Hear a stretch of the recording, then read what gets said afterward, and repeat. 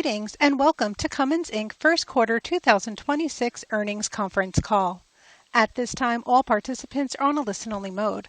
A question-and-answer session will follow the formal presentation. If anyone requires operator assistance during the conference, please press star zero on your telephone keypad. If you wish to register a question during today's conference, please press star one on your telephone keypad. As a reminder, this conference is being recorded. It is now my pleasure to introduce your host, Nick Ahrens, Executive Director of Investor Relations. Thank you. Please go ahead. Thank you, Donna. Good morning, everyone, and welcome to our teleconference today to discuss Cummins results for the first quarter of 2026. Participating with me today are Jennifer Rumsey, our Chair and Chief Executive Officer, and Mark Smith, our Chief Financial Officer. We will all be available to answer questions at the end of the teleconference. Before we start, please note that some of the information that you will hear or be given today will consist of forward-looking statements within the meaning of the Securities Exchange Act of 1934. Such statements express our forecasts, expectations, hopes, beliefs, and intentions on strategies regarding the future.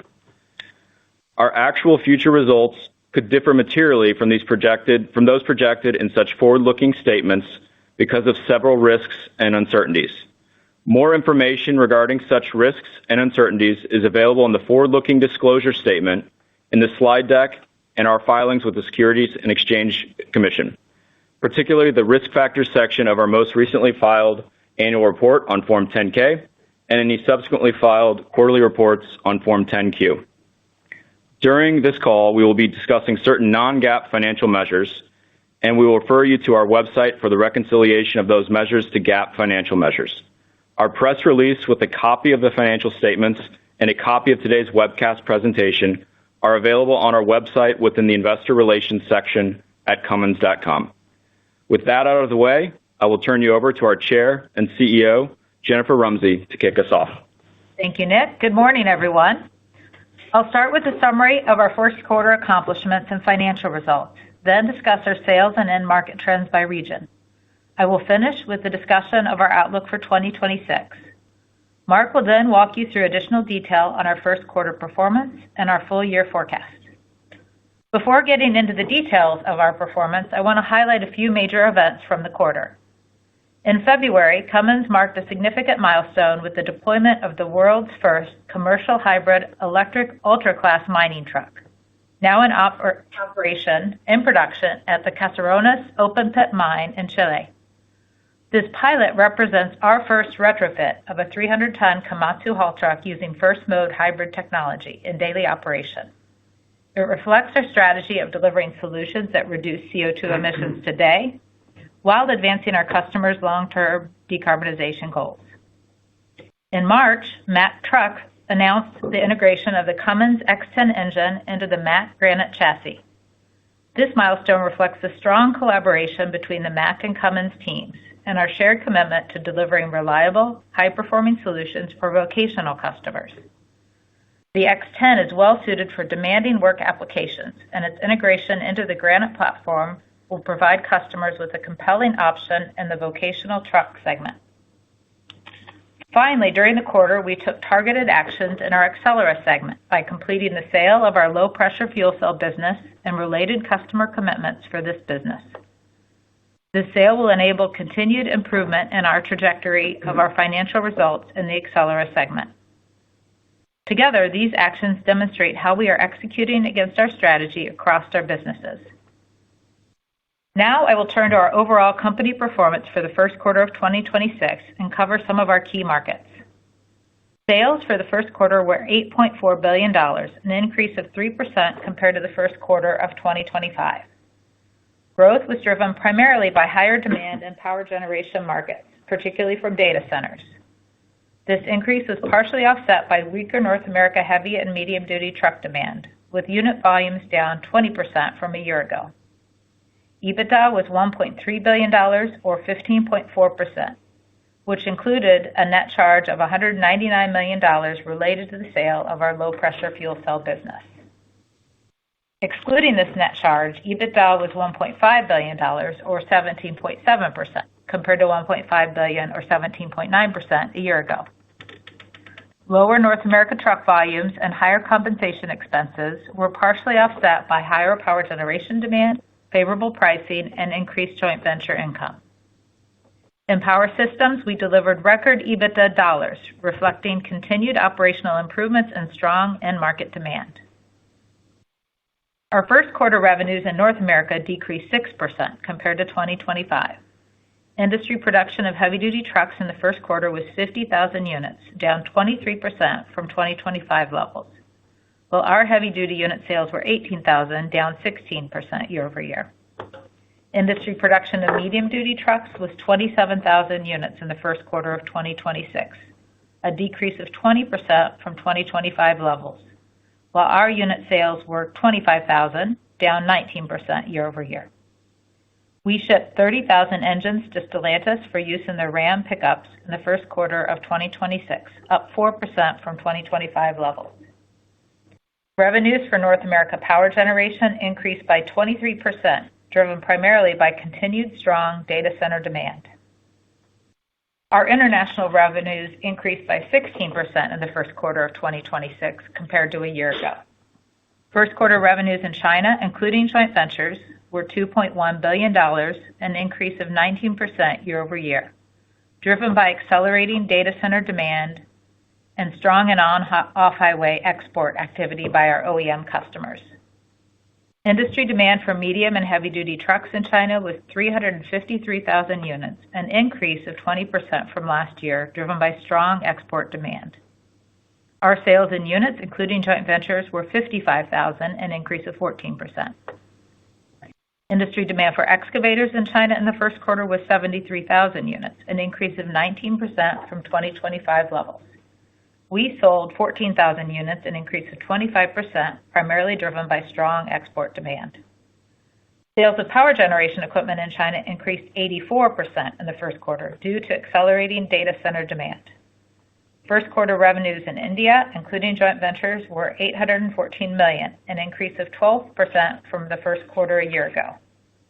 Industry truck production increased 21% from 2025, driven by tax incentives that are accelerating underlying demand. Now let me provide our outlook for 2026, including some comments on individual regions and end markets. We are pleased to share that our expectations for 2026 have improved since our initial guidance issued in February. We are raising our forecast for total company revenues in 2026 to a range of up 8%-11% compared to our prior guidance of up 3%-8%. We are raising our 2026 North America heavy-duty truck forecast to a range of 230,000-250,000 units, up from our prior guidance of 220,000-240,000 units. This increase reflects the trend of strong recent orders and improving spot rates. We now expect the first half of the year to be stronger than previously anticipated, while the second half remains largely consistent with our prior outlook, including a modest pre-buy ahead of the 2027 EPA regulations. In the North America medium-duty truck market, we are increasing our forecast to 125,000-135,000 units in 2026, compared to our prior guide of 110,000-120,000 units, reflecting stronger than anticipated demand in the first half and momentum expected to continue into the second half of the year. Consistent with our prior guidance, our engine shipments for pickup trucks in North America are expected to be 125,000-140,000 units in 2026. In China, we now expect total revenue, including joint ventures, to increase 10% in 2026, an improvement from prior outlook of down 1%, driven by stronger data center demand. For heavy and medium-duty truck demand, we continue to expect a range of down 10% to flat versus prior year, consistent with our prior guidance and reflecting moderation in the benefits of scrapping policy, partially offset by continued strength in export demand. In India, we now project total revenue, including joint ventures, to increase 2% in 2026, up from our prior guide of 5% decline. We expect industry demand for trucks to be down 5% to up 5% for the year, compared to our prior guidance of down 10% to flat, supported by tax rate reductions improving underlying demand. For global construction, we now expect demand to range from flat to up 10% year-over-year, an improvement from our prior outlook of down 10% to flat. In China, strong export demand is expected to partially offset continued domestic weakness, while in North America, we expect demand to remain largely flat given ongoing tariff and interest rate uncertainty. We expect our major global high horsepower markets to remain strong in 2026. In global power generation, we now project revenues to increase 15% to 25%, up from our prior guidance of 10% to 20%. This reflects accelerating data center demand supported by capacity additions we brought on in North America at the end of 2025. We are also seeing stronger than expected international growth, particularly in China and the broader Asia-Pacific region, along with increased demand for lower output gensets to meet customer demand amid ongoing capacity constraints and larger configurations. In mining, engine sales are expected to be flat to up 10%, driven by replacement demand and consistent with our prior outlook. For aftermarket, we expect a range of 2% to 8% increase for 2026, consistent with our prior outlook, supported by aging fleets, higher parts consumption, and increased rebuild activity. In summary, coming off a strong first quarter, we are raising our full-year sales outlook to 8% to 11% increase and increasing our EBITDA margin guidance to a range of 17.75% to 18.5%. This reflects improving momentum in North America heavy and medium-duty truck markets, with volumes recovering from cyclical lows faster than previously anticipated, a higher outlook for global power generation, improvement in Accelera, and continued strong execution across our businesses. Additionally, this quarter, we returned $519 million to shareholders, including $243 million in share repurchases, consistent with our long-standing commitment to return approximately 50% of operating cash flow to shareholders. I want to thank our employees and leaders around the world for their commitment to our customers and to each other. Their focus and execution are delivering strong financial results while continuing to strengthen our ability to invest in future growth, advance sustainable solutions, and create long-term value for shareholders. I look forward to discussing our long-term strategy and updated financial targets at our Analyst Day on May 21st. Now, let me turn it over to Mark. Thank you, Jen, and good morning, everyone. We delivered strong revenue and profitability in the first quarter. Let me start with some key highlights that we want you to leave with today. First, we see stronger demand in multiple end markets, resulting in an improved outlook for engines, components, distribution, and power systems. We completed the sale of the low-pressure fuel cell business to Alstom, representing another step in reducing operating losses in Accelera, and we improved our 2026 forecast in that segment for EBITDA losses. And third, we took advantage of equity market volatility in the first quarter to repurchase shares consistent with our plans to return excess capital to shareholders. Now let's look at the first quarter in a little bit more detail. And hopefully I can head off some of your questions with some of these comments. First quarter revenues were $8.4 billion, up 3% from a year ago. Sales in North America decreased 6%, while international revenues increased 16%, driven by China, where data center demand is accelerating. EBITDA was $1.3 billion, or 15.4% of sales, compared to $1.5 billion, or 17.9% a year ago. First quarter 2026 results included the net charge of $199 million related to the sale of the low-pressure fuel cell business. Excluding these net charges, EBITDA was $1.5 billion, or 17.7%, down 20 basis points from a year ago. Lower North American truck volumes and higher compensation expenses were partially offset by higher power generation demand, favorable pricing, and increased joint venture income.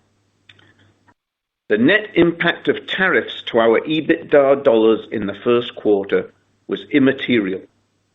And although the exact amounts in total and by segment will vary quarter to quarter, we currently expect that the net impact of tariffs will continue to be immaterial to our EBITDA for the remainder of 2026, as we've worked hard with our supply chain partners and customers to mitigate the impacts. Now let me go into more detail by line item. Excuse me. Gross margin for the quarter was $2.2 billion, or 26.7% of sales, compared to $2.2 billion, or 26.4% last year.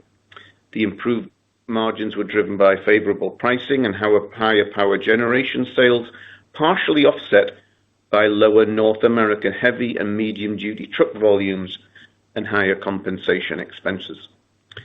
Selling, administrative, and research expenses were $1.2 billion, or 14.3% of sales, compared to $1.1 billion, or 13% of sales, 13.6% of sales a year ago, and this increase was driven primarily by higher compensation, especially variable compensation expenses. Joint venture income of $148 million increased $17 million from the prior year, primarily driven by stronger performance in our on- and off-highway joint ventures in China, benefiting the engine and power systems segments. Other income was negative $178 million compared to favorable $23 million from the prior year. This decrease was primarily driven by $199 million of net charges related to the sale of the low-pressure fuel cell business. Interest expense was $76 million, a decrease of $1 million from the prior year. The all-in effective tax rate in the first quarter was 27.2%, including the unfavorable discrete tax impact related to the sale of the low-pressure fuel cell business, and $7 million, or 5 cents per diluted share, of other favorable discrete items. All-in net earnings for the quarter were $654 million, or $4.71 per diluted share, which included $1.44 per diluted share related to the sale of the low-pressure fuel cell business. Excluding the sale, net earnings were $853 million, or $6.15 per share, compared to $824 million, $5.96 per diluted share a year ago. Operating cash flow was an inflow of $309 million compared to an outflow of $3 million in the first quarter of 2025. Additionally, we returned over $500 million of cash to shareholders in the first quarter. We executed $243 million in share repurchases at an average price of $536.97 and paid $276 million in cash dividends this quarter, consistent with our long-standing commitment to return approximately 50% of operating cash flow to shareholders. Now let me comment a little bit more on segment performance. For the engine segment, first quarter revenues were $2.7 billion, a decrease of 4% a year ago. EBITDA was 10.4%, a decrease from 16.5% a year ago, as weaker North American truck volumes, higher compensation expenses related to overall company performance, higher research and development expenses as we approach our 2027 launches, and increased product coverage costs were partly offset by higher joint venture income. For the full year 2026, we now project engine business revenues to be up 7 to 12%, up from our prior guidance of flat to an increase of 5%. We've also raised our EBITDA margin projections now to be in the range of 12.5% to 13.5%, up 50 basis points at the midpoint of the guide. This improvement is primarily driven by higher expectations for North America heavy and medium-duty truck demand, with demand in the first half of the year particularly proving stronger than we'd anticipated just 3 months ago. Component segment revenue was $2.5 billion, a decrease of 5% from a year ago. EBITDA was 13.3%, a decrease from 14.3% a year ago, as weaker North American truck volumes and higher material costs were partially offset by pricing. For components, we expect 2026 full-year revenues now to be up 5 to 10%, an increase from our prior guide of flat to up 5%, due to stronger demand for heavy and medium-duty trucks in North America, and we expect EBITDA margins to be in the range of 13.5% to 14.5%, up 50 basis points from our prior guide at the low and the high end due to higher earnings in North America and China. In the distribution segment, revenues increased 7% from a year ago to $3.1 billion. EBITDA increased as a percent of sales to 14.2% compared to 12.9% a year ago, driven by higher power generation demand, partially offset by higher variable compensation expenses.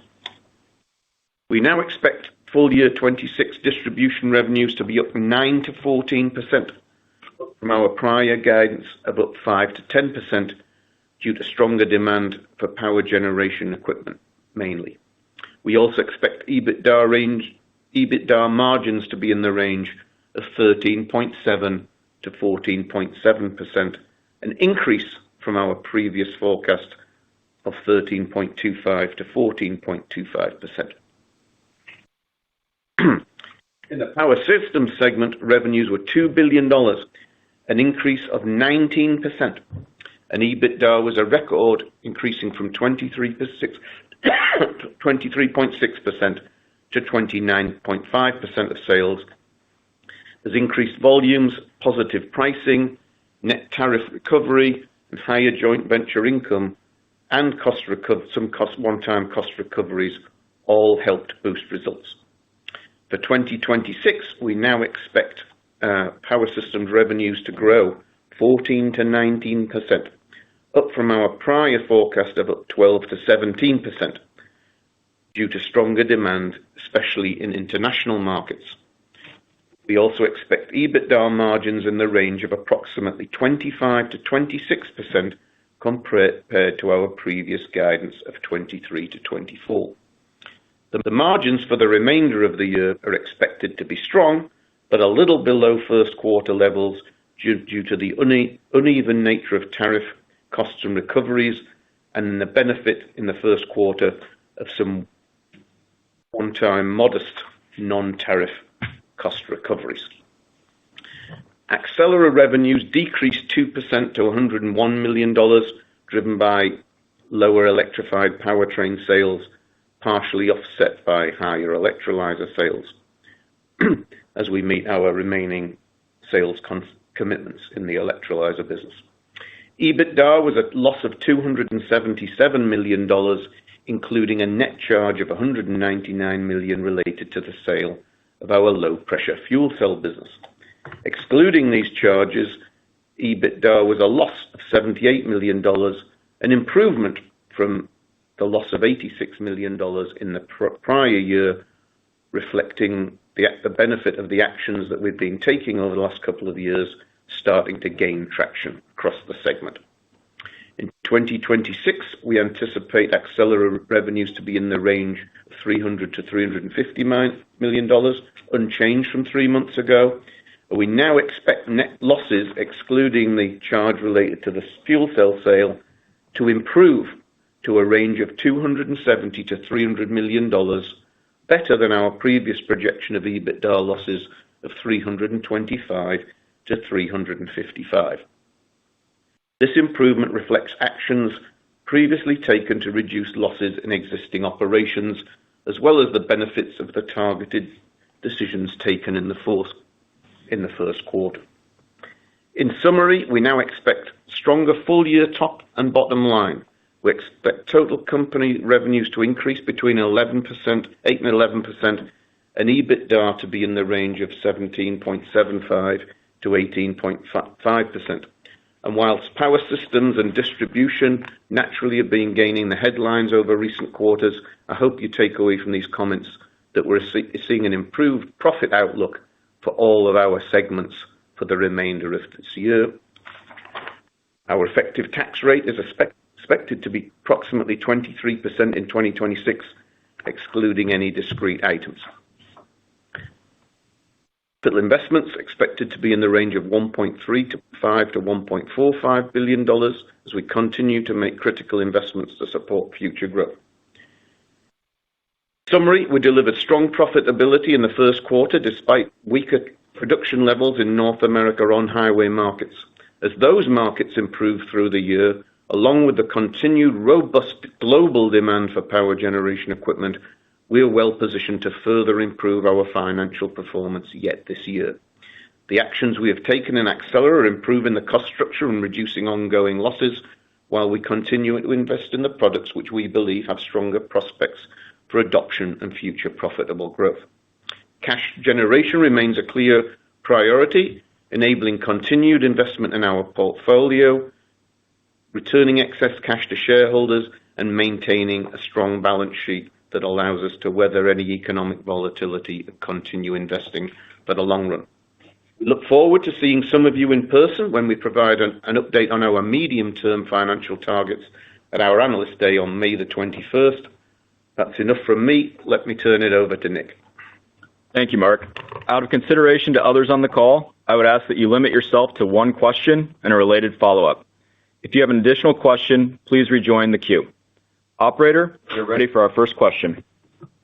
Thank you. As a reminder, that is star one if you would like to register a question. Today's first question is coming from Angel Castillo of Morgan Stanley. Please go ahead.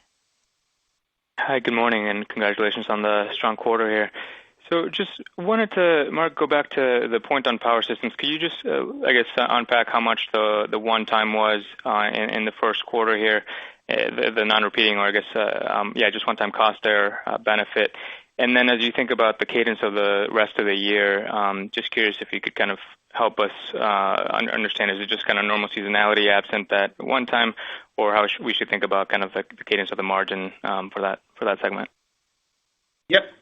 So I don't want to diminish the extraordinary, achievements of the power systems business into a really short answer, because they're doing incredibly well and investing in raising capacities to meet even stronger demand, as we'll talk more about in May. But yes, if you look at the guidance, you can back normal seasonality for the rest of the year. We should expect Q4 is usually just a shorter production quarter generally, but otherwise there shouldn't be enormous variation in the margins quarter to quarter.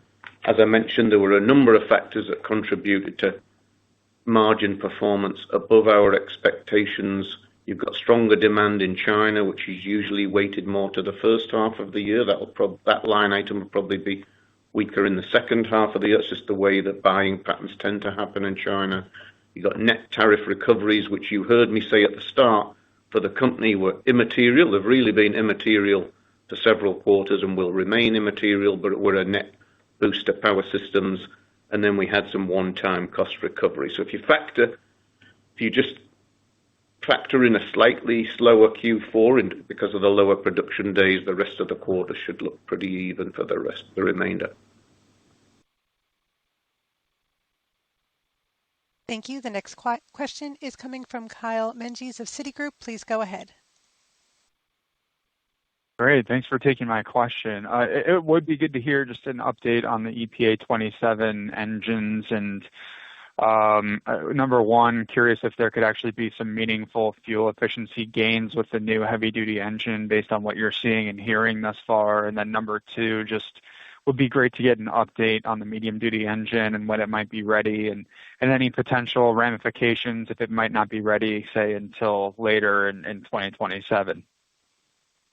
Yeah, great. Thanks, Kyle. Well, we remain very excited about launching our HELM platforms, the diesel variant of those, along with the EPA 27 regulation, and do anticipate bringing a lot of performance value to our customers, including fuel efficiency improvements and other service and performance optimization.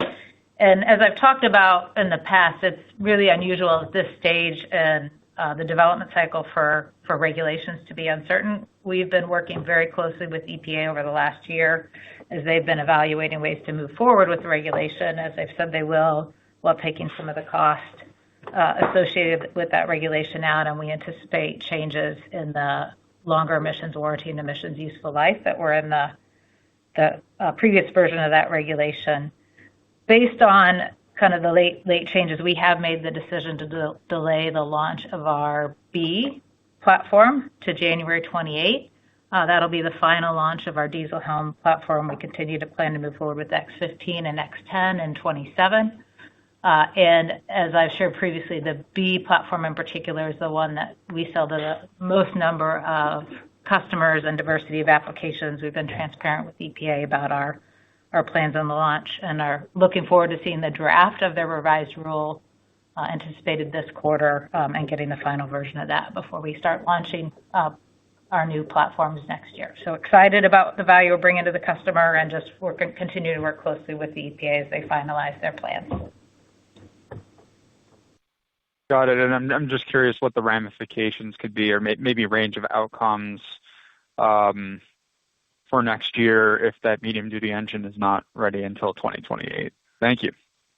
So we'll continue to offer the current version of the B Series platform through 27. This will allow us to kind of phase out the launch of our products to our customers and through our plants. And we are, as we said, continuing to anticipate some amount of pre-buy in the second half of the year, in particular in the heavy-duty market.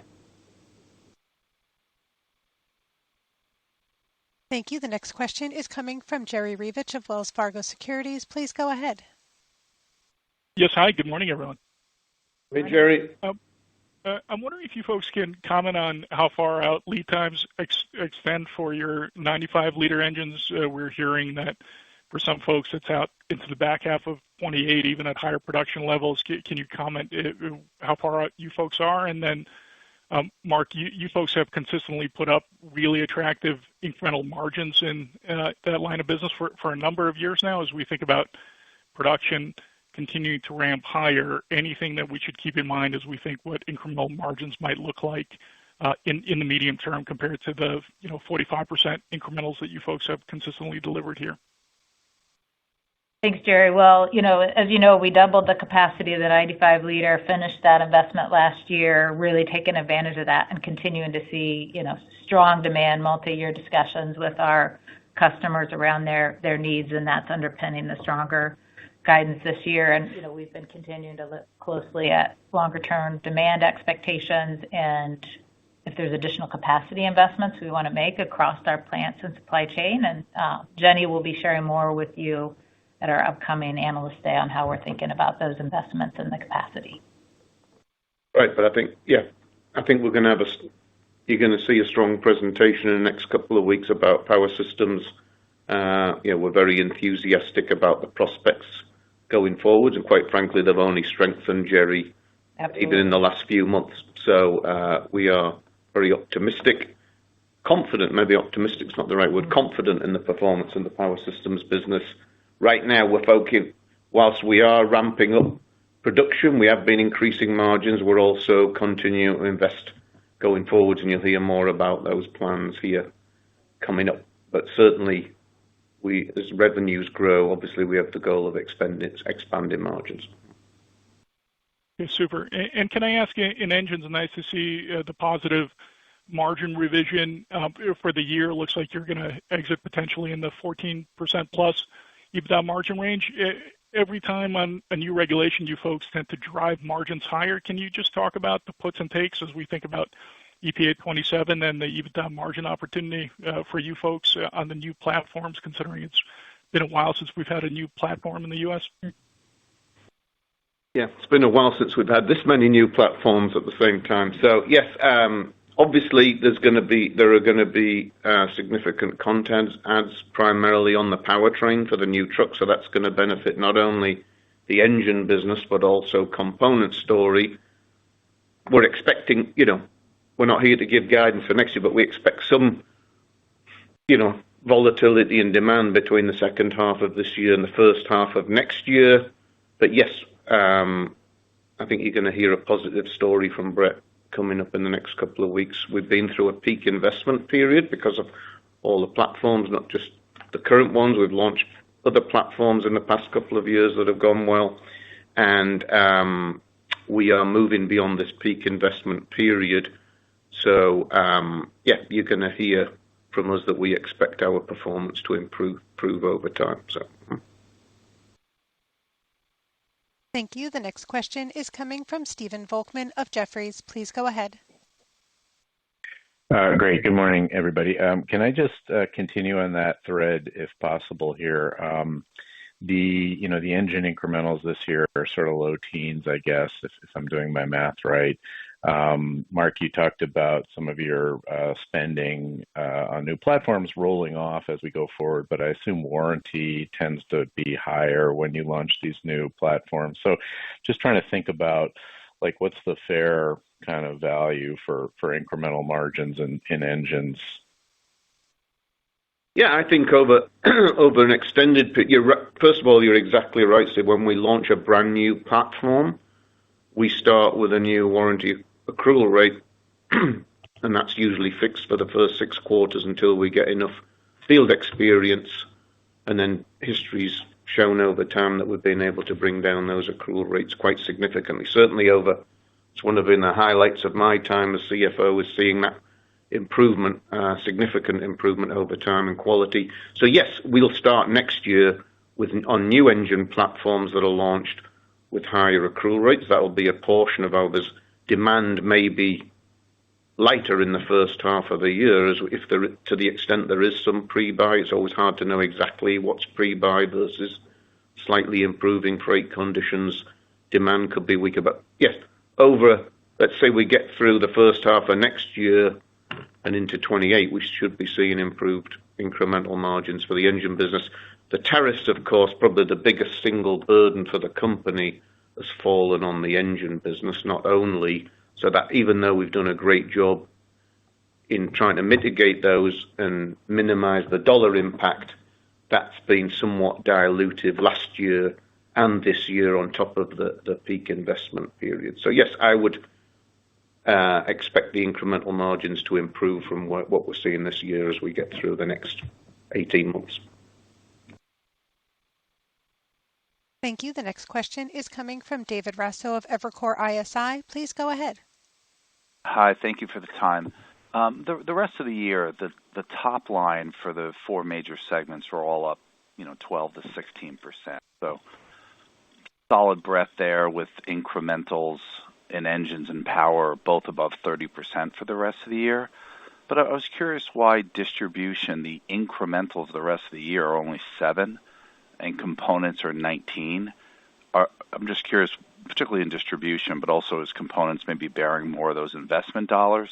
Just trying to understand why the incrementals are that low on those 2 businesses the rest of the year. Thank you.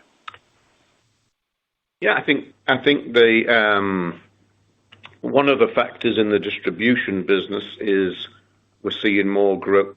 I say the rate of growth of parts is not keeping pace with the rate of growth in whole goods, as we refer to them, or power generation equipment. So that's one factor. And then I would say last year, we had more pricing particularly in the middle of the year, and that's why one of the factors why the margins stepped up so well in the second. So I think you're getting into tough comparisons, Q2 and Q3 in particular. Long-term, medium-term, we're bullish on distribution growth and margin expansion, but those are some of the factors. We did pretty well in Q1, so we've just got to keep doing more of the same, and over time, differences in mix and other factors will take care of themselves, and I think the prospects are very encouraging. But that's probably the main factor there. There's no other one-time special item or anything like that, David. And a follow-up on the availability of the 27 heavies. What are your customers telling you for 26 build slots, and when would they expect to be sold out and then have to, ask you to introduce your 27 engine? Thank you. Yeah, thanks, David. And we've seen. I'm sure you've been paying attention like we have to truck orders that have gone up over the last several months. Spot rates have improved, so you've got a combination of improved economics for the truck customers, along with anticipation of EPA 27 regulation, and the industry, of course, was at a cyclical low. So what we're seeing is things starting to step back up. In fact, right now we're adding a 3rd shift at Rocky Mount, so we really saw medium duty demand improving starting in Q1 and quite strong here as we go to the second quarter, and then we're seeing heavy duty stepping up.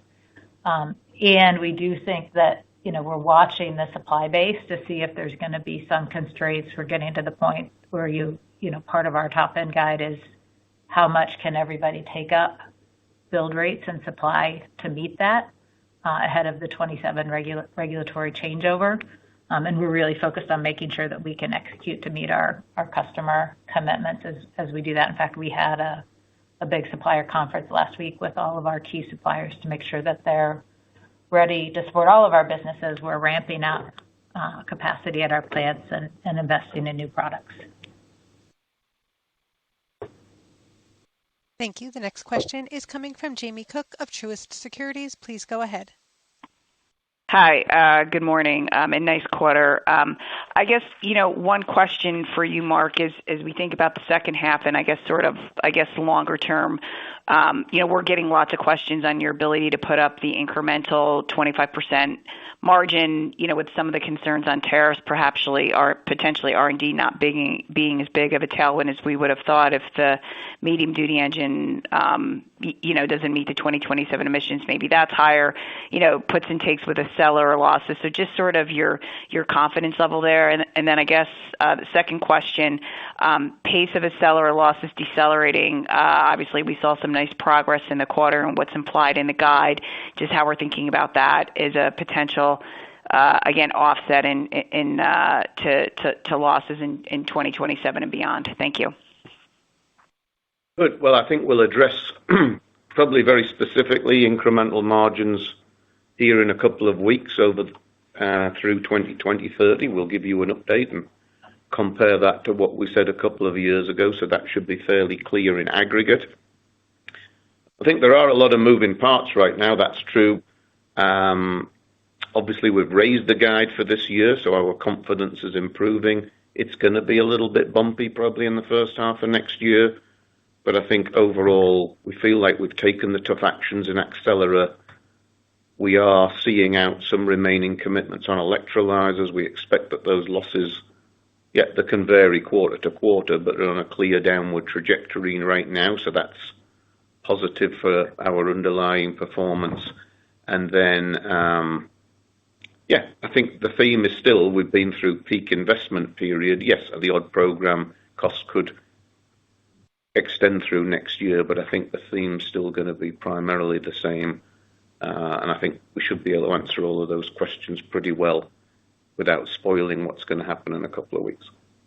And I'll just add, on the Accelera business, Jamie, I think that team has really done a remarkable job through, a rapidly changing landscape for adoption of zero emissions technology and green hydrogen, and we've really been able to focus that business now. The actions we took at the end of the year on the electrolyzer business, as Mark noted, we're still meeting some customer commitments there, and over time that'll continue to ramp down. A big action in the first quarter with the low pressure fuel cell sale and the associated customer commitments to that. So we're really focused now on battery electric powertrain pacing investments as that market evolves, and we've got some good customer wins in that space, and so we'll focus on that part of the Accelera business going forward. Thank you. The next question is coming from Steven Fisher of UBS. Please go ahead. Thanks. Good morning. Just wanted to ask about the heavy-duty truck market. A follow-up. I think you said there's no change to your second half expectation at this point. I'm just curious how you're thinking about that, because it seems like you cited an improving market and orders are good. It may just be the answer that you gave David Raso about concerns about supply chain being able to meet that, but curious how you're thinking about the potential upside for the second half of the year on the trucks. Yeah, if you recall back to our original guidance, we kind of projected this year kind of the inverse of last year with weak first half and then improving in the second half. And now what we're seeing is that improvement's coming sooner. So going up, and then still we think that as you get into the second half, the build rates that we had projected are probably still accurate because of some of those supply constraints, potential supply disruption risk. So we'll certainly do everything we can to meet the demand that comes into us and think it'll be a good second half of the year, but probably some just constraint in days in the year to the upside. without getting too much into quarters, a strong Q2 ahead, right? The first half is, just to underpin that, the first half's better than we anticipated, and that's what's primarily driving the guide. So Q2 should be good. Okay, great. And then I know you said the net tariff impact was pretty unchanged and still immaterial, and you got some supply chain benefits that were part of that. Is it possible to talk about some of the underlying kind of dynamics that netted out there in terms of the different rules and kind of where you saw benefits and where you saw incremental headwinds and how you offset those various things? Well, if we start doing that by segment, we'll be on all night. I would just take you back to, yes, Power Systems had a net improvement that's not going to persist. The company has had immaterial, when I say immaterial, very, very small net impacts to EBITDA. So we could do a whole lot of talking and come back to a very small dollar impact. I think the main thing is the tariffs are changing, right? Probably the gross impact to Cummins, because if you recall last quarter I tried to simplify it as much as possible. We were expecting to get to net neutral, and we thought that would take about 0.5% off our EBITDA for the full year just because of recovering a large number for tariffs. That large number is still large. It's probably just a little bit less now, 20 to 30 basis points full year impact. So lots of moving parts, but a little bit lower outlook overall. I'll just add a little, the change in tariff policies, continues to happen. And we continue to be really focused on managing it with our suppliers and our customers. Remember, we predominantly make and source in the U.S. We're making engines in the U.S. for the U.S. market. We're making gensets in the U.S. for the U.S. market. Much of our supply comes from the U.S. And what I will say is, as we've come into this year, at least in the truck space, with the 232 tariffs, we're working really closely with the Department of Commerce to make sure they understand how do we meet our mutual goal of encouraging U.S. manufacturing and how the engine offset program is going to work. That has not been finalized yet, but our guidance does reflect our assumptions of what that will look like for our engine and components business. And that's kind of a key change to make sure that we're getting the appropriate credit, if you will, for manufacturing and sourcing and work that we're doing in the U.S. And yeah, we've really just been battling to mitigate and recover, right? There's no windfalls to Cummins. We're not trying to make money out of tariffs. We're just trying to collaborate across the supply chain to mitigate the impact, and we've done well on that. And yes, there's some little bit of variation quarter to quarter in segment, but really pleased with the net impact. Better than I would have anticipated from this time last year when this really became a big deal. Thank you. The next question is coming from Tim Thein of Raymond James. Please go ahead. Thank you. Good morning. I just wanted to circle back, Jen, to an earlier comment about the delayed launch of the B Series engine. Is it fair to assume that through the use of credits or other means that Cummins would be able to defray or potentially offset any potential penalties that may arise in that situation? Yeah, so as I said, we've been working closely with the EPA as they're kind of working on a revision to the regulation. We've been transparent on what we're planning. We're waiting to see the final rule and the details of that in terms of the exact implications. But we anticipate being able to continue to offer our current product through 27 on the B Series and then launch the new 7-liter at the beginning of 28. And, the details of pricing and all of that, we won't be able to finalize until the rule itself has been finalized. Okay. All right. And then maybe just we used to talk a lot about on the Cummins calls, just the role of China. And, it's a pretty big change in terms of the full year growth expectations from what you were thinking earlier from a top line perspective. I'm just curious about the kind of the underlying profit dynamics in China. That's, we've obviously been in a pretty long deflationary cycle in that economy. So I'm just curious, just how the underlying kind of pull-through dynamics may exist for Cummins in China today versus, years ago. Yeah. So just from a market perspective, the big change in China has been this dramatic increase in power generation to support data centers. And, you, like all of us, are reading this, strong investment in data centers in the U.S. and China. And we have a strong position in both of those markets with the products that we're offering, and, really saw an increase over a year ago in China for that data center demand, as well as Asia Pacific more broadly. And, our team has done an excellent job of positioning Cummins in the market, with very favorable business. But I'll let Mark. I think the things that have helped us, even though top line growth in the traditional truck market and construction equipment has not been as dynamic upwards as it was, in the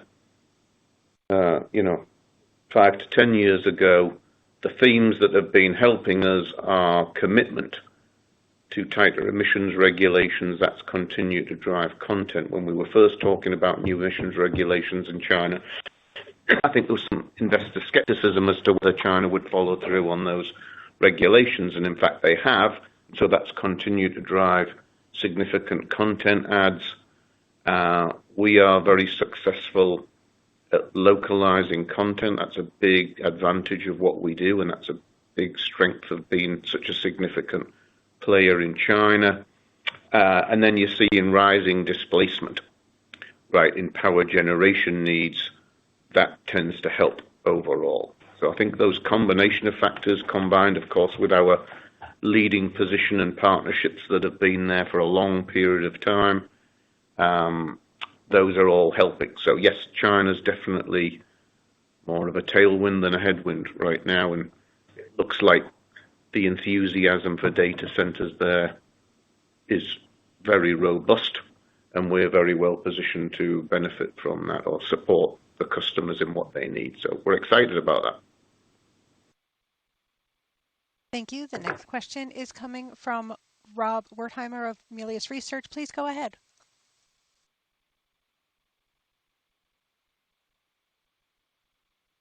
Rob, please make sure your line's not muted. Yes, thank you. Sorry. Question is on electrification. Obviously, China has had a surge, maybe for their own reasons, and then I think Tesla has taken a few orders for the Semi. Could you just kind of talk about, and I think you touched on it, Jennifer, a little bit. Could you talk about, what the demand pull from your customers is in North America right now, and what you think the shape of that market looks like over the next 2 or 3 years? Yeah, the demand pull in North America with the change in greenhouse gas regulations has, outside of bus, gone to very low levels. Yeah. Interest in diesel remains very high, and we are continuing to sell electric school buses. But really the demand in trucks is very low and not projected to improve anytime soon. And so that's why we're really focusing on some of the global opportunities we have, being ready for the market here, developing in the school bus market that we have, and monitoring signposts that say there's going to be a shift here. Yep, and if you track our recent earnings calls, you can see generally our demand has been outpacing the market. Or demand, not our demand, demand for our existing combustion engine products has been outpacing the market.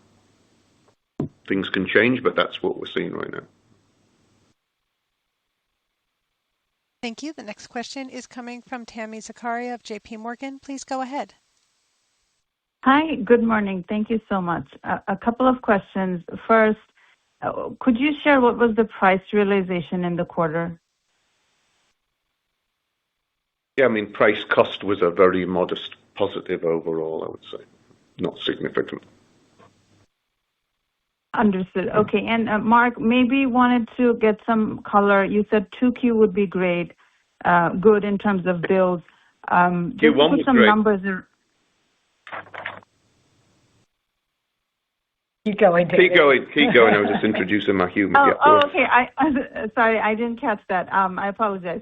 So I think 2Q builds you're expecting to be better than 1Q. And so sequentially, are we talking about maybe 20-30% growth and then another step up in 3Q? So is 3Q sort of the peak of bills and engine segment margins? Is that how we should be modeling?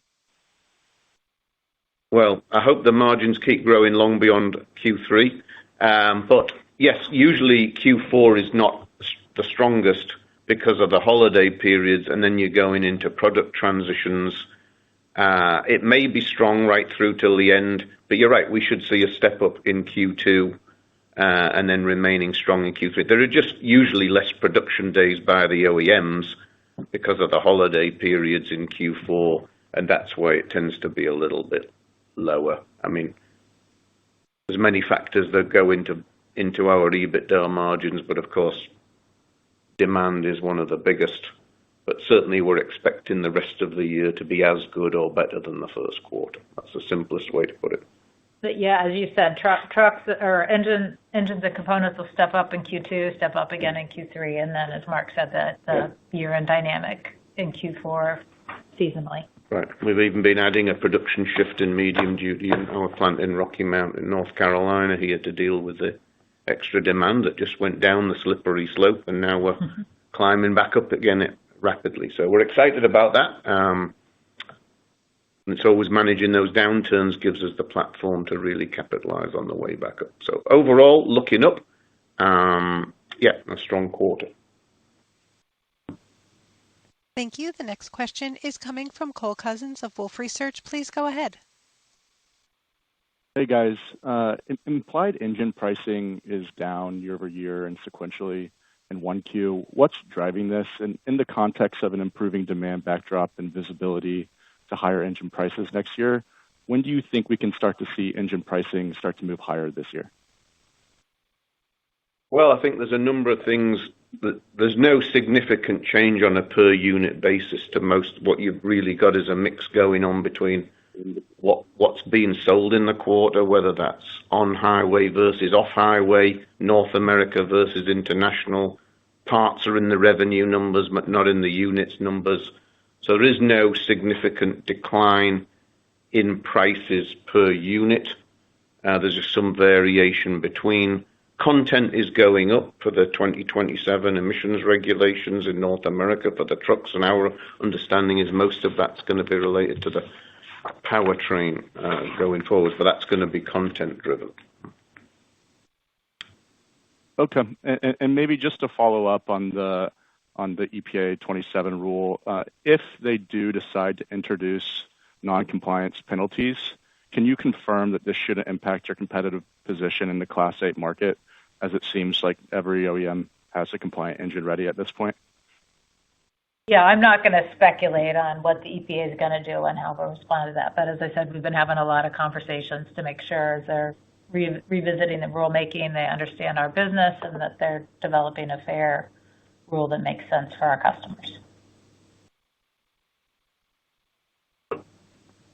Thank you. This brings us to the end of today's time for questions and answers. I would like to turn the floor back over to Mr. Ahrens for closing comments.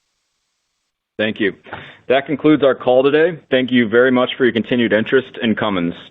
We're excited to continue the conversation at our Analyst Day on May 21st, where the leadership team will share how the business has strengthened and what's next. Having achieved our 2030 profitability targets early, you should expect updates on our targets, capital deployment, and the growth opportunities ahead, including data centers. We look forward to seeing you there. Thank you very much. Ladies and gentlemen, this concludes today's event. You may disconnect your lines or log off the webcast at this time and enjoy the rest of your day.